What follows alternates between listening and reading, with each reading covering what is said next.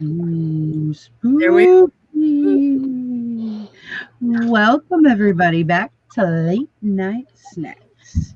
If you guys are here, you are here because it is All Hallows Eve, and we are here to celebrate Devil's Nights. Let mischief ensue.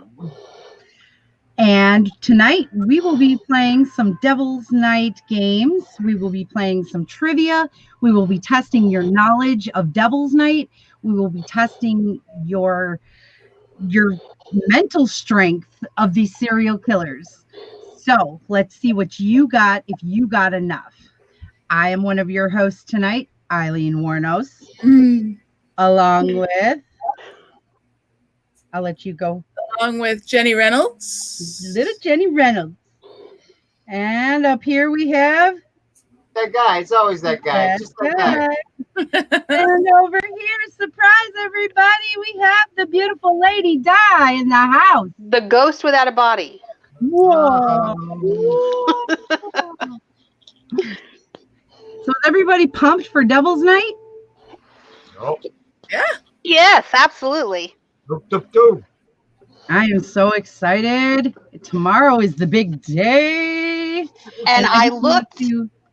I just looked at our Facebook page. We have like more people. Have you seen the other entries? They're awesome.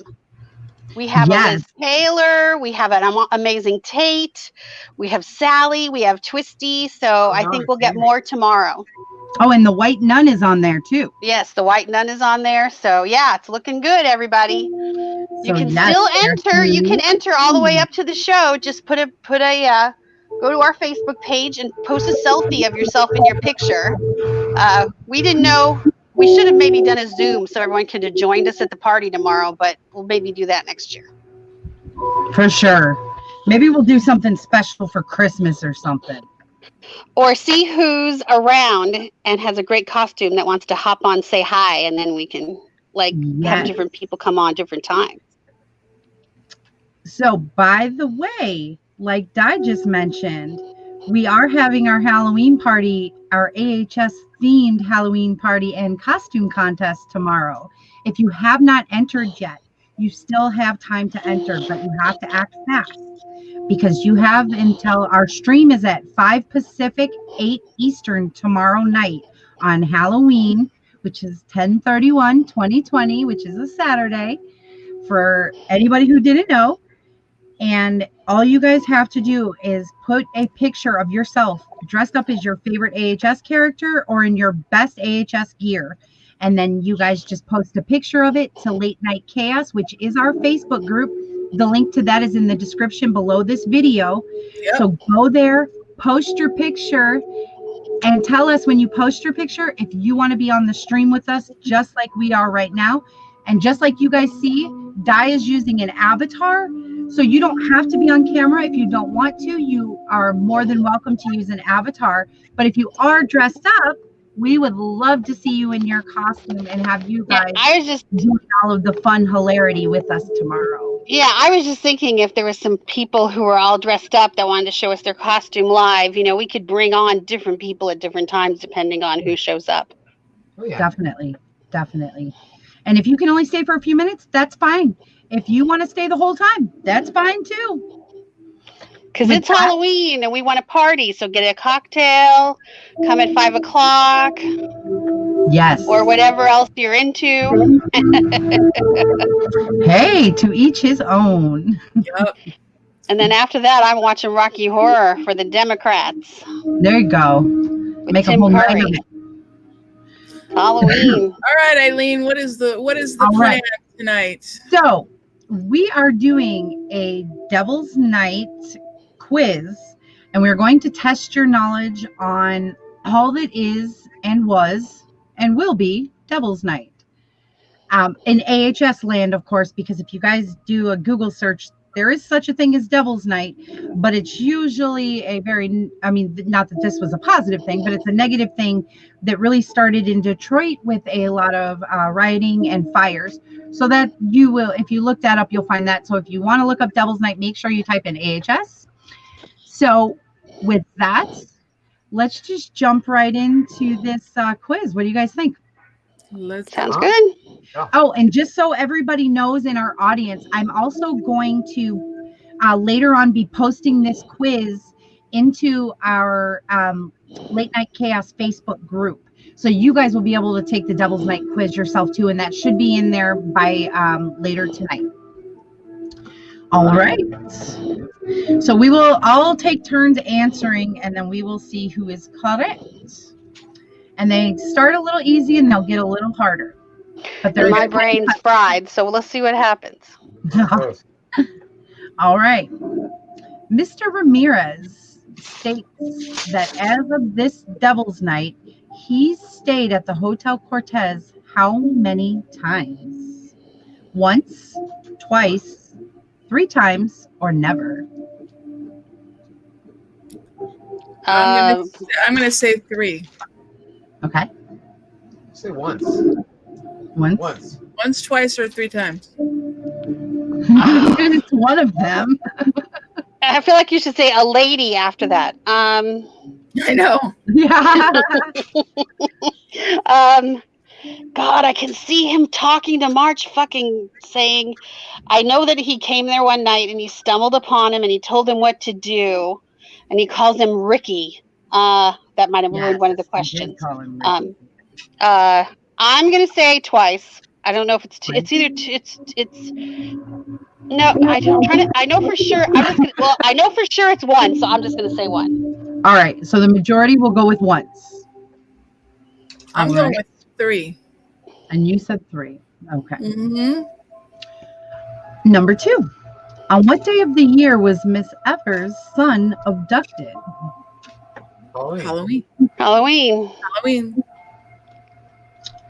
And I'm not going to sing it, but I want to. I know. Number 3. There he goes. When Alex checks Holden's temperature, she discovers that he's running a high fever. True or false? False. It's low. Who abducted Holden in 2010? Countess. Yeah, the Countess. Number 5. What's the first alcoholic drink Detective Lowe orders at the Hotel Cortez? It's either whiskey or beer. Bloody Mary, a rum and coke, a double martini, or a screwdriver? Double martini. Double martini. Number 6. Was Detective Lowe formally invited to the Devil's Night banquet? Yes or no? Yes. Before the first time he came? That's what I think we're discussing. Everything. I would say the first time is what we're talking about. Because March said like you weren't quite ready yet, and so no, I'm going to say no. I'm going to say yes. Mike, what do you say? I didn't hear the What did you question. say? I was messing with Nuke. I didn't hear the question. Was Detective Lowe formally invited to the Devil's Night banquet? Yes or no? Oh, was he at all? Was he formally invited? Yes, he was. Formally? Yes. Yes, he was. Yes. Okay. I thought formally like previously. Oh, okay. I got before you. like the thing. So Right. I read the, yeah, I understand. It was, okay, yeah. the confusion. I get you. Which infamous figure is not present at Mr. March's banquet? Hey, Nuke, stop. Charles Herman Manson. Mudgett, the Zodiac Killer, Hey. Jeffrey Dahmer, or Charles Manson? Charles Manson. Number 8. Which of the following comprises the amuse-bouche course of Mr. March's banquet? Oh, Beef, human, or chicken? Human. what was the first one? Fish. Oh, fish. Oh, human. It's a brain, I think. Number 9. Who delivers Mr. March's dessert course? Iris, Liz Taylor, the Countess, or Sally? Sally. Sally. The dessert is the guy. Number 10. Does Dr. Lowe agree to the Countess's suggestion to become immortal? Yes or no? Yes. Yes. All right. Let us see. Okay. So, let's see how we did here. All right. So, number 1, 3 times. Because I couldn't remember if it was there like all week or if it was just once. And one of them never came back. Yes. One of them only came once. And he said one of them. Passing, so one of them showed up and never came back again, and the other one he kept in. Well, it would make sense because Ramirez was the only one who was local. All right. So far, I'm one for one so far. Here we go. Yay! Number 2 was Halloween. Okay. Number 3 was false. Okay. Number 4 was the Countess. Okay. Number 5 was the double martini. Okay. Number 6 was yes. Okay. Number 7 was Charles Manson. Yeah, it's Charles Manson. Number 8 was human. And you guys guessed better than 7. Say that one more time, Mel. We missed the last 2 things you said, Melinda. Your voice is in and out a little. I said, and you guys did better than 71% of players. No, before the questions. Oh, for number 8, the last 2 questions. Human. I got 100%. Number 9 was Sally, and number 10 was yes. Okay. So you got 90%. Number 1, and technically Dawn got that one right. So she is. Yes, he's 100. I got 100%. And we're 9, and I'm 90. And no, what? So I didn't even hear all the questions. I thought we had an intruder. You thought we had a tutor? No, an intruder. Oh, an intruder! Oh my gosh! Oh, because Nuka was barking. Okay. Somebody opened up the blocked off gate and came all the way to the door. It was Amazon. I have a job. Oh, I thought he was barking at us. Yeah. I was going to say, talk about. I thought he was barking at the computer. We heard the gate open. And it freaked me out. I was like, who's coming in that gate? So I thought he heard the people talking on the computer. Now, that doesn't bother. Just to fill everybody in, I have one last question that will be on the quiz when I post it into our group. But what I want to know is who attends Devil's Night and in what order do they, what's the word I'm trying to say now? Enter? Arrive. Enter? Arrive. Well, some of them are already there. Well, I'm saying arrive for the dinner. So in what order who is there in what order? Tell me the order that they got there. So tell me who was there based on. Oh, because one of them shows up and Iris says, "Oh, you're the first to arrive." I remember seeing them come in, and then the other one goes and fucks with John. Then Eileen goes and fucks with Dahmer John. was already there. Wasn't Dahmer already there? Yeah, John Wayne Gacy was already there. Yeah, Gacy too. Gacy was there. Dahmer were there. We're already there. Gacy and Dahmer were already there.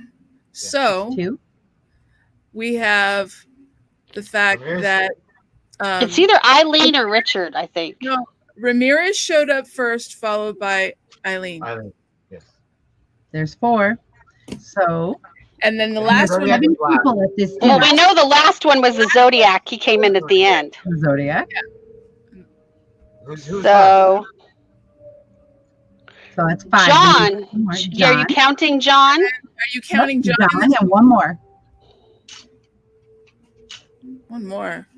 March? Okay, hold on. Yes. March. Oh, yeah. Okay. March. He comes in before the Zodiac, doesn't he? Yes. So I thought what we would do is we would give a quick synopsis of who these serial killers are. And then maybe you will have a little information as to why they were in American Horror Story.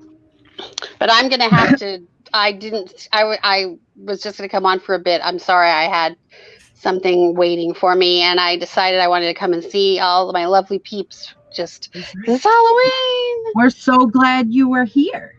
So go for that. And I hope to see all of you. I don't know who's in the comments because I'm on my phone. Tomorrow I will be on my laptop. Debbie and BRT are here right now. Okay, B and Deb, I am going to have a date tomorrow who will be another AHS character who will be coming on the show with me. So hopefully that all works out. So I will see all of you lovely people tomorrow at 5 p.m. Pacific, 7 Central, and 8 Eastern with a cocktail. Bye. Bye. Well, you go get some rest so you could be ready for tomorrow. Love you all. Have a good night. Bye. Bye, hon. All right, now I have to fix the screen because I don't like that. So hold on. All right.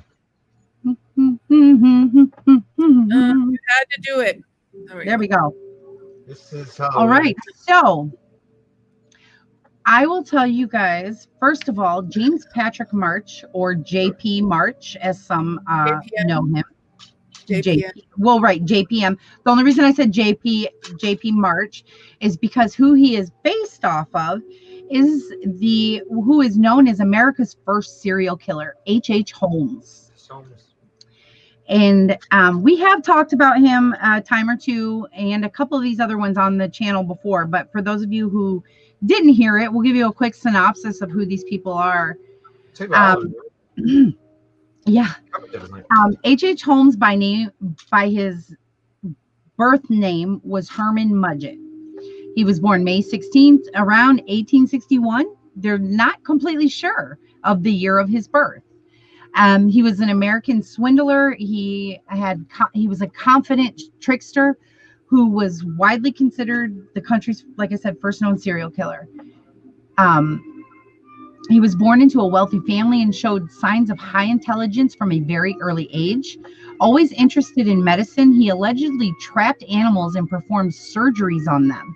Some accounts of his life even suggest that he killed a childhood playmate. Sounds familiar, DeWanda. I'm pleading the fifth. Yeah. He attended medical school at the University of Michigan, where he was basically just a mediocre student. He wasn't anything special. He wasn't anything to write home about. He wasn't anything that anybody really remembered. He was nearly prevented from graduating when a widowed hairdresser accused him of making a false promise of marriage to her. And back in the day, there was dowries and your promise of your hand and things like that. Like those were, your bond was your word. You held to that. Right. Because that wasn't just you it affected both families. But in 1886, he moved to Chicago and he took a job as a pharmacist under the name Dr. H.H. Holmes. But soon afterward, he apparently began killing people in order to steal their property. The house he built for himself, which would become known as the Murder Castle, was equipped with secret passages, trapdoors, soundproof rooms, doors that could be locked from the outside, gas jets to asphyxiate victims, and a kiln to cremate the bodies. At the reputed peak of his career during the World's Fair in Chicago in 1893, he allegedly seduced and murdered a number of women, typically by becoming engaged to them and then killing them after securing control of their life savings. Kind of what the Countess did, but in reverse. So he was a real prince then. Right. So just lovely. He also required his employees to carry life insurance policies naming him as the beneficiary so that he could collect the money after he killed them. And he sold the bodies of many of his victims to local medical schools. And it just went downhill from there. That's where my body's going, to medical school. Now, when he was caught, he was actually only charged with one murder, and that was the murder of his business partner, Mr. Peitzel, and he was sentenced to death by hanging for that murder. But he confessed to 27 murders, and he later increased the total total to more than 130, though some researchers have suggested that the real number exceeded over 200. And then Mudgett sold his story to the Hearst Corporation for $10,000 before his death. So now you all know where JPM comes from and why he's so wickedly evil. Wicked? Based off a man who was probably more evil than they even made the character. And then we have good old Richard Ramirez, the Night Stalker, who was an American serial killer known as, like I said, the Night Stalker. He was born February 29th, 1960 in El Paso, Texas. He died June 7th, 2013 in California. And I believe it was from cancer, right? Yeah. Yes. Yeah. He was sentenced to death, but he died while in prison waiting his death sentence. He was a serial killer, a rapist, a burglar, and he murdered at least 13 people in California between 1984 and 85. Terrorized residential neighborhoods. Yeah, terrorized. Yes, terrorized. Yeah, and that's putting it lightly, I think. Yeah. That's why he grew up the youngest of 5 children born to Mexican immigrants. And according to reports, when he was 12 years old, a cousin who was a Vietnam War veteran showed him pictures of Vietnamese women he had allegedly raped, tortured, and killed. The following year, Ramirez was a witness to his cousin's fatal shooting of his wife. Around this time, Ramirez began breaking into homes. After dropping out of high school, he moved to Los Angeles. He continued to commit crimes and was briefly imprisoned for stealing a car. Then in 1984, Ramirez committed his first known murder, raping, and stabbing of a 79-year-old widow.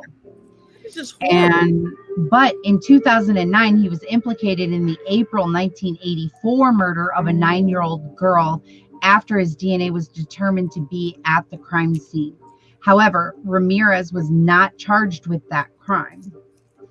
He then apparently waited some 8 months after killing the woman before resuming his killings. Most of the deaths occurred in the Los Angeles area and took place during home invasions. His victims, some of whom did survive, were often sexually assaulted and brutally beaten, and they had satanic symbols either carved into their body or they were found at many of the different crime scenes. The Night Stalker, as he was called, created a panic that saw a surge in gun sales. Eventually, a fingerprint was discovered that led to Ramirez's identification. On August 30th, 1985, 6 days after his last known murder, Ramirez's name and photograph were released to the public. And the following day, a man in East Los Angeles saw him and notified the police, and a chase ensued, and Ramirez tried to steal a car where he was surrounded by a crowd and beaten until the police arrived. And now, Haley's in the house.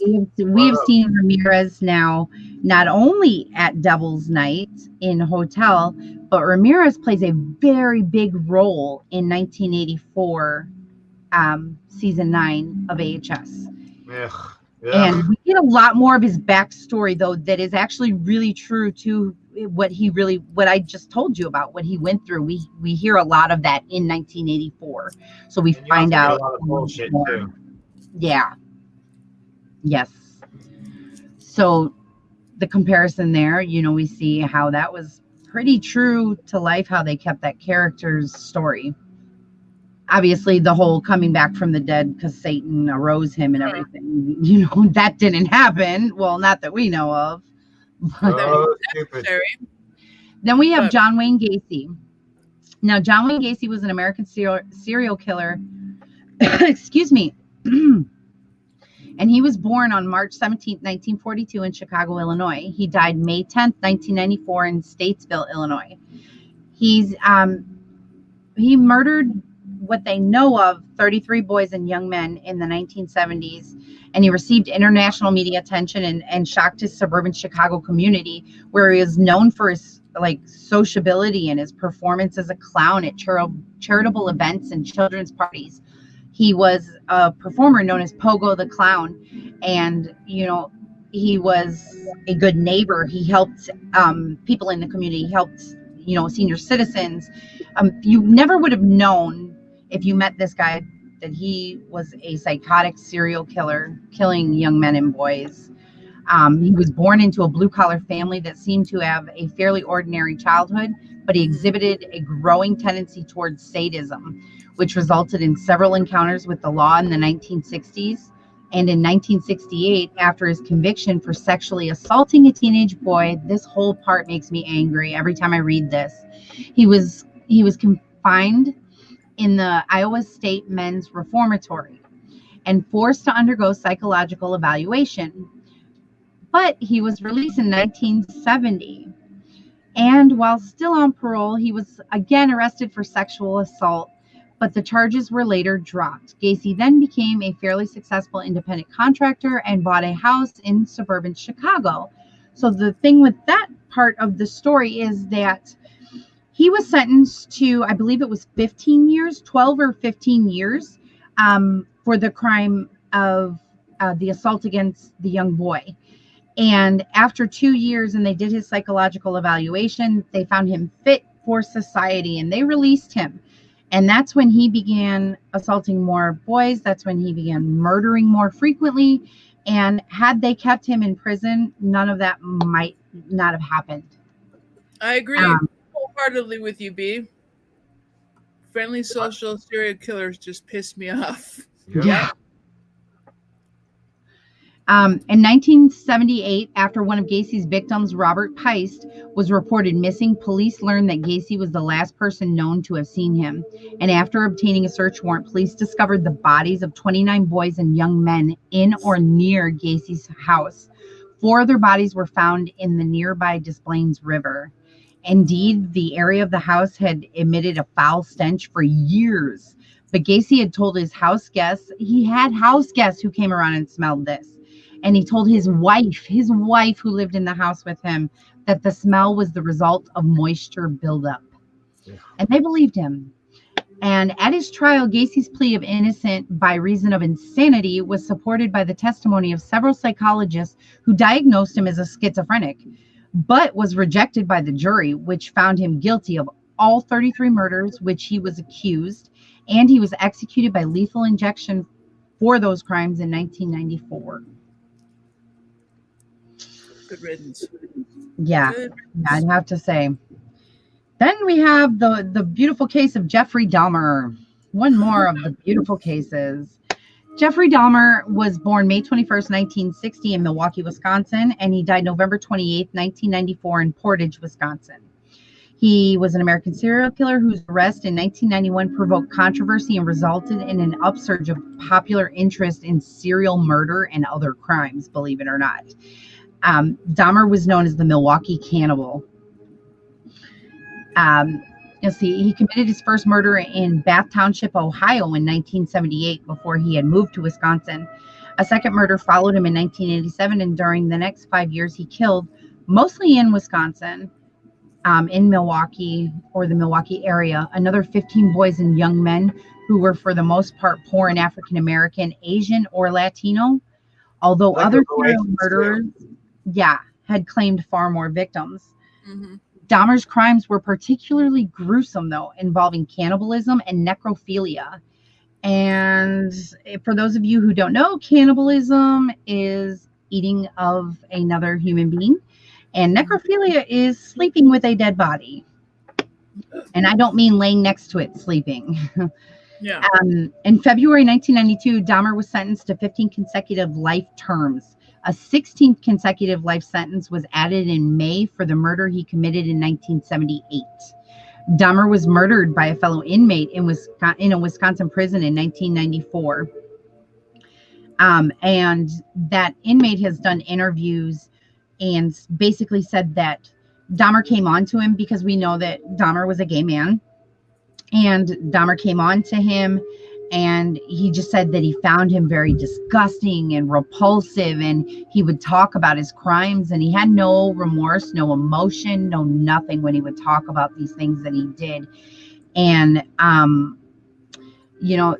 he did things like he decapitated bodies, he kept heads, he kept penises, he kept tongues, arms, And like he ate them. yeah, and he cooked them up and he ate them. Some of them he would cuddle with. He would take the heads out and he would actually lay with these heads and just caress them and hold them. And he actually he would drill holes in the skulls of his victims, which is why we see that in a hotel when March gives Dahmer his gift of the young man and he drills the hole in his head. This is something Jeffrey Dahmer actually did to his victims, and he would pour acid into their open skulls because he was trying to create a zombie-like being, because he wanted someone who would be compliant, that could be a sex slave, and that would never leave him. Right. And the circumstances of the crimes became the subject of so much controversy, obviously, because of the heinous nature of the crimes. Some claim that the fact that Dahmer had escaped detection for so long showed that police attached a low priority to investigating the disappearance of victims who were homosexual or members of a racial minority group. It's sad. It's very sad. It's really so sad. And he believed what he was doing. He truly believed it. Yeah, he truly did. Until the day he died, he thought what he did was right. Yep. I never understand. Then we have the Zodiac Killer. Zodiac unidentified. He is an unidentified American serial killer who is believed to have murdered 6 people, primarily in Northern California between 1966 and 1969. The case inspired the influential 1971 film Dirty Harry, which starred Clint Eastwood and was the subject of the critically acclaimed David Fincher drama Zodiac from 2007, which was a great movie. I highly recommend it if you haven't seen it, because they do stay with a lot of the facts. I mean, obviously some of it is dramatized, but they stick with a lot of the facts. And I have to say, technically, they still have yet to solve this case. They have not solved this case. His apparent victim was an 18-year-old college student stabbed to death in Riverside, California in 1966. And although this murder is contributed to the Zodiac Killer, some experts claim that it was not committed by him. And there's a few other ones that they have said they're not sure if they can link it to him or not. And the biggest problem with that is because we have no idea who this person is. Is the case even open anymore? I'm sorry. I'm sorry. Yeah, it is still open. Mm-hmm. Yeah, it's still open. They have not open active case. Huh. And let's see. And the murders were the subject of intense investigation and media coverage, particularly because of the killer's taunting letters and phone calls in which he explained the mystical and intellectual basis of his decision to kill. His letters demonstrated great interest in astrological symbolism and may have reflected the influence of occult religious thought popular in California at the time. And like we said, he's never been caught. They don't even know what this guy looks like. They have sketches of people who said they've seen someone, but it honestly looks like your typical average man at that time. So it would have been a lot harder to track down and find. And they didn't have a lot of detail to go off of from the few witness interactions that they were able to get sketches from. And we know that in AHS, Ryan Murphy likes to have a little bit of fun sometimes. So he had a little bit of fun with the lore of the Zodiac, where in Hotel for Devil's Night, we see the Zodiac show up all in black and cloth and covered, because you don't know who it is. He doesn't talk. He doesn't say anything, because we're not supposed to know who it is, because they don't know. But in Cult later, which was season 8. Yes, season 8, right? Yep. 7. I thought it was 7. 7. No, wait. 7. Yeah. I'm sorry. Apocalypse was 8 because 1984 is 9. Apocalypse, Yeah. Okay.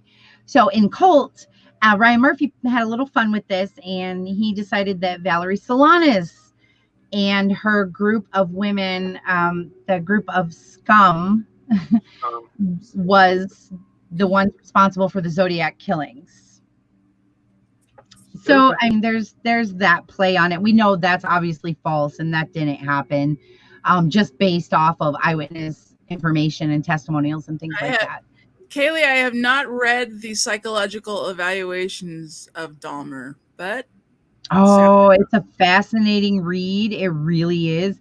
But be prepared for it because it gets in your head.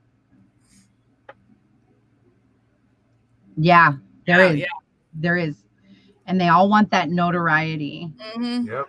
And then last but not least, we have Eileen Wuornos at Devil's Night Dinner. And she was a serial killer. And she was originally Eileen Pittman, born February 29, 1956 in Rochester, Michigan. She died October 9th, 2002 in Stark, Florida. She murdered at least 7 people in 1989 to 1990. Her case drew national attention to issues such as the relationship between gender and violence and the legal treatment of acts of self-defense by women. Her life was the subject of documentaries, not a documentary, but documentaries, and a film, Monster, in 2003 with Charlize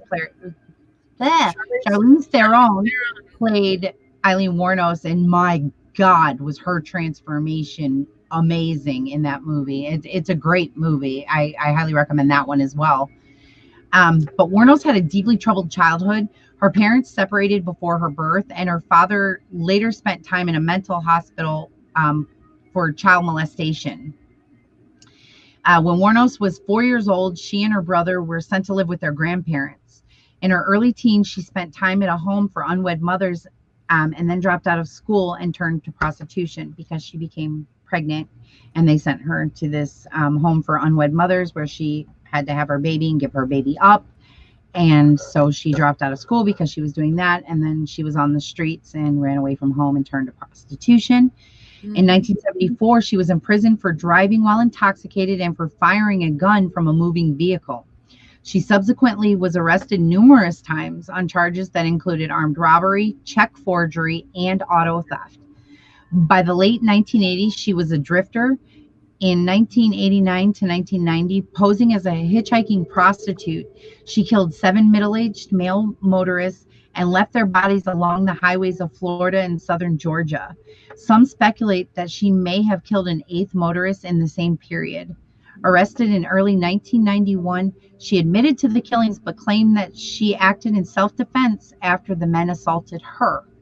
Supporters of Wuornos viewed her as a strong, independent woman and even as a heroic figure for defending herself against male aggression. In 1992, she was convicted of one of the murders and sentenced to death. She later pled guilty to 3 more of the murders and admitted that she had killed for profit and not in self-defense. Yep. She was executed by lethal injection in Florida. Definitely. Mm-hmm. So she had a lot of people fooled, and that's a common denominator with these serial killers or these murderers, even if they're not considered serial because they don't have, 3 or more in a row, and then you're a serial killer. Isn't that what it is? I believe. They have to be in a row? I thought they... I didn't realize they had I think it's just basically, 3, and you're considered a serial killer at that point. Wait a minute, aren't all murders in a row? Well, Kill one, yeah, you you know what I meant. But so I mean, the common denominator between these people is that they're all batshit crazy, but a lot of times they know what they're doing and they make the choice to do it because it feels good inside to them in one way or another. Right. Some things we will never truly understand, and I don't want to. Mm-hmm. I don't think I want to, because like I was saying about the Dahmer documentary, like it gets in your head. And I can only imagine with these forensic professionals and these forensic psychologists and, other types of people like that, what they go through when they interview these people to get information from them before they are executed, because they want, closure for these families. They want some answers. And a lot of them, they have no remorse. They have no feeling. So they don't tell them, and they don't want closure for the families because they don't care. Yeah. So, but that's it. That wraps up our Devil's Night as my devil shows up. Your devil shows up, Connor?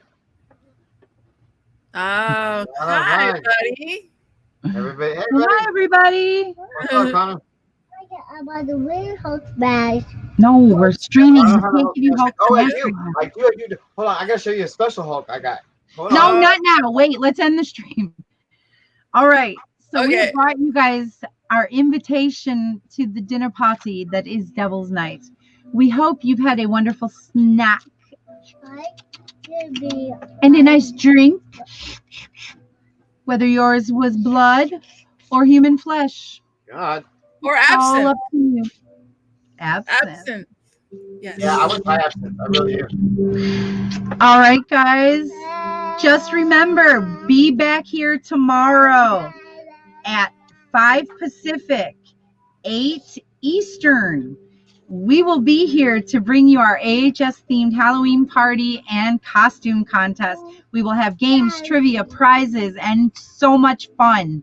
So please, trust me, if you thought this was a little bit of fun, go ahead, give it a thumbs up. Please, we appreciate it. We appreciate it. Our algorithm appreciates it. And we would love it if you guys could like, comment, subscribe, and share, and hit the little bell so you're notified every single time we upload. We love you. We love you for being here.